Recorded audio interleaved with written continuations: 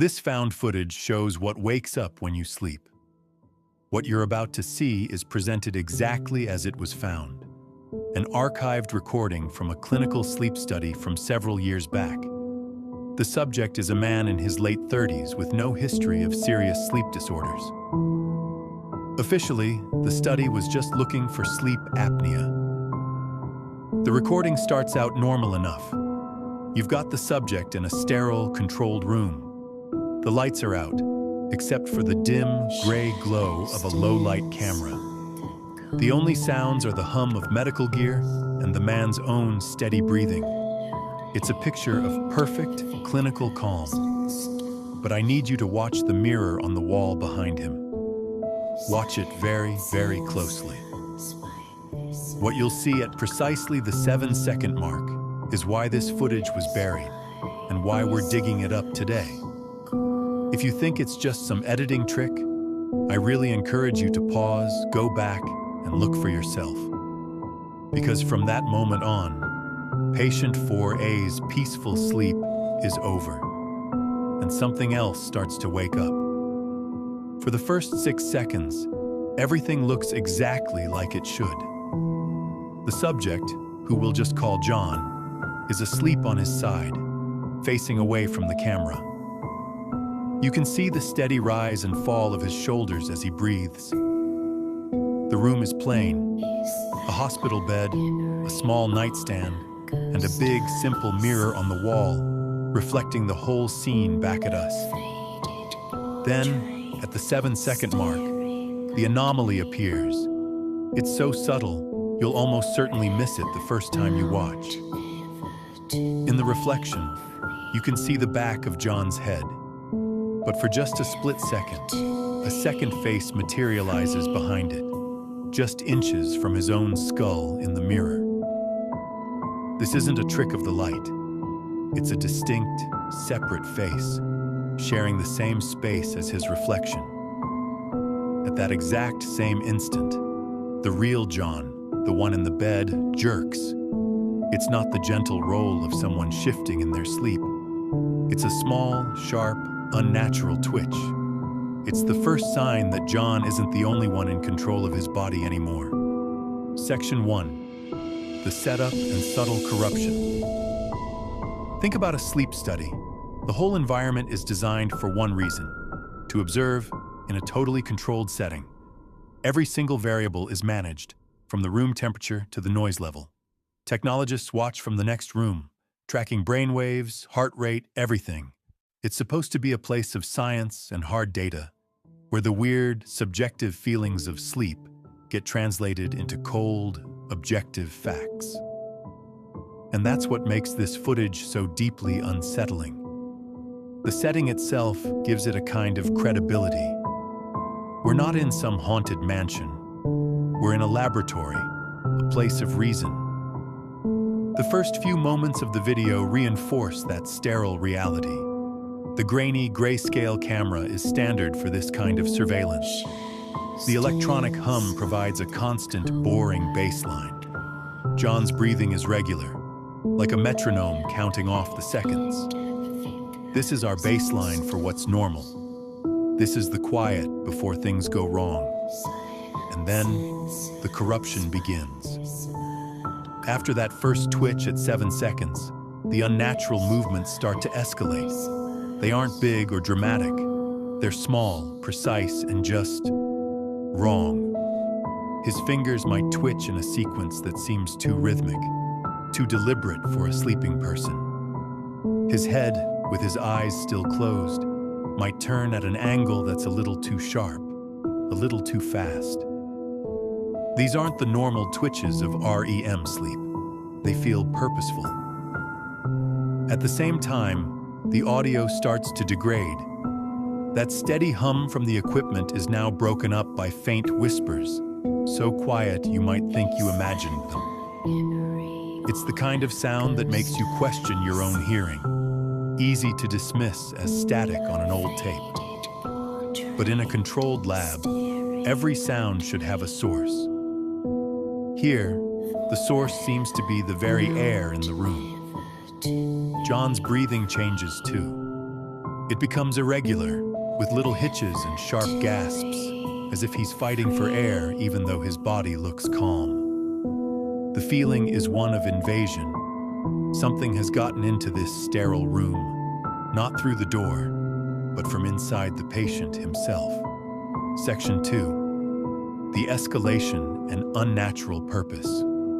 The subtle glitches don't last long. They give way to something undeniably horrific. The small, jerky movements become larger, more coordinated actions that make no sense for a sleeping person. John sits bolt upright in the bed. His eyes are still closed, his face a completely slack, emotionless mask. Now, that alone would be a pretty severe case of sleepwalking, but what happens next erases any doubt. His arms rise, not with the smooth motion of a conscious person, but with a stiff, puppet-like quality, like they're being pulled up by invisible strings. This is where the footage taps into a really primal fear, the loss of control over your own body. The person we see is John, but the force moving him is something alien. Over in the mirror, the reflection is becoming a more active player. That second face, once just a fleeting shadow, is now constantly there, overlapping with the reflection of John's head. Its features are a little clearer, its expression locked in a vacant stare. It's watching the room from the mirror, even while John's real eyes stay shut. The audio gets worse. The whispers aren't on the edge of hearing anymore. They're a distinct layer of sound, a low, guttural murmur that seems to be coming from John himself, even though his lips aren't moving. It's a phenomenon that's been reported in other alleged paranormal recordings, where a second, deeper voice is heard alongside the sleeper. Then his body begins to contort. He bends backward at the waist, his spine arching to a degree that seems impossible, until his head is hanging upside down, facing the camera. His limbs start to tremble with a high-frequency vibration, like a machine pushed past its breaking point. And through all of this, his eyes stay sealed shut. He's a marionette being violently thrashed around by its puppeteer, his body just a vessel for some unnatural goal. The clinical setting is no longer a comfort. It's a cage, trapping us in here with this nightmare. The objective data the scientists were looking for has been totally replaced by terrifying evidence of something that science just can't explain. Section 3. The climax and revelation. The slow, creeping horror suddenly explodes. All the dread that has been building is replaced by a sequence of pure, shocking terror. After contorting his body, John's movements stop. For a few seconds, he just hangs there, upside down, unnaturally still. The only sound is a low, buzzing hum that has drowned out everything else. Then, two things happen at once. In the real world, John's head snaps forward, his body lunging back into a sitting position with impossible speed. His eyes, which have been sealed shut this whole time, fly open. But they aren't a waking person's eyes. They are wide, unfocused, and completely white, as if his pupils and irises have been burned away. He opens his mouth and a sound comes out. Not a human scream, but a high-pitched shriek, distorted and layered with that same guttural murmur from before. At that exact same moment, in the mirror, the second face, the doppelganger, acts on its own. It's not overlapping with John's reflection anymore. It is a completely separate thing. As John's real eyes turn white, the face in the mirror turns its head slowly, deliberately, until it is staring right into the camera lens. Its eyes aren't white. They are black, empty voids, and it smiles. A slow, wide smile that stretches its mouth too far, a smile of hungry recognition. It knows it's being watched. The separation is complete. The entity that was hiding is now fully revealed. In the final chaotic seconds, the physical John, with his white eyes and soundless scream, lunges forward, directly at the camera. The footage doesn't even have time to register the impact. It just dissolves into a blast of harsh, white static as the audio cuts out completely. The sterile, controlled experiment has ended in a moment of pure violence, a direct attack on the person watching. Section 4. Theories and unanswered questions. The static crackles and the screen goes black, leaving us with a ton of terrifying questions. So what the hell did we just watch? The not knowing is the real heart of the horror, forcing us to consider possibilities that don't fit into our neat, orderly world. When you try to analyze something like this, two main theories tend to emerge: the scientific and the supernatural. The skeptical approach would be to call this a glitch in the matrix, a perfect storm of a rare neurological disorder and technological failure. Maybe John had an extreme, undocumented form of parasomnia. Something like REM sleep behavior disorder can cause people to violently act out their dreams. The contortions could have been a bizarre type of seizure.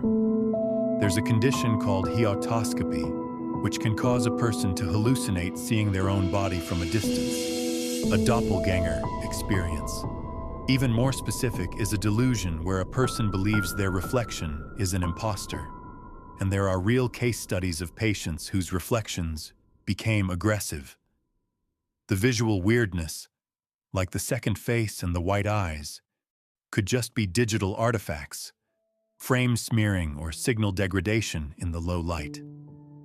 The whispers and screams, maybe a rare condition called exploding head syndrome, where people hear loud, imagined noises as they fall asleep or wake up. In this theory, we just saw a severe medical event captured on faulty equipment, creating a terrifying but ultimately explainable illusion. But then there's the other interpretation, the one that's far more chilling. This is the idea that we witnessed a genuine paranormal event.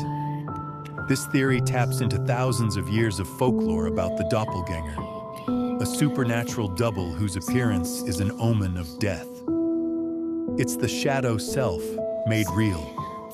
Even Sigmund Freud wrote about this, describing how the double, once a symbol of immortality, becomes a terrifying messenger of death. Mirrors themselves have long been seen as portals or gateways to another world.